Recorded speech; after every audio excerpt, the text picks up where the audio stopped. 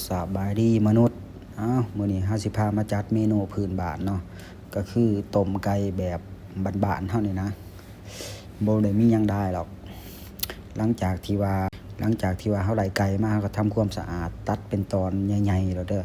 ถ้าว่าไผอยากอาศัยเป็นโต้ก็ได้แต่จังมาจีกเอาน้ำลังนะไล่กันข้างหม้อให้มันฟดหาวัตถุดิบขิงข่อยปลูกเองนี่ขิงนี่เลือกที่เอาขิงอ่อนเด้อขิงอ่อนย้อนหยังย้อนว่ามันสิซอยบ่ให้มีกลิ่นแห้งโพดนะกลิ่นของขิงแห้งโพดนะขิงเฮาก็ไหลมาได้บาดนี้เตรียมวัตถุดิบเฮานี่เขาจะใส่เครื่องเดียวเท่านั้นดอกทำความสะอาดฟานเปลือกเรียบร้อยเอาขอนมาทุบโอเคเอาขอนมาทุบแปะเพื่อความหอมมันสิออกนะคันเฮาซอยหั่นมันบ่คักเท่าแบบทุบส่วนผสมมีสิงไข่ขิงแล้วก็ใบขิงเนาะใบขิงอ่อนไปจัดไปบาดนี้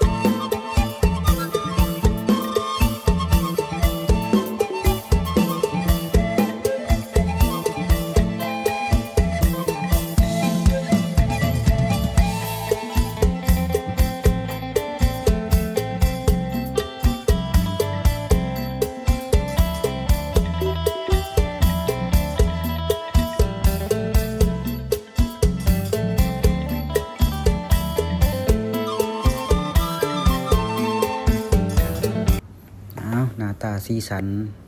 ก็เป็นแบบนี้แหละค่อยซอยขิงใบอ่อนใส่เนาะเดี๋ยวมาโหยตามดังนี่จัดไปเปลืองเข้าอีกบาทนี่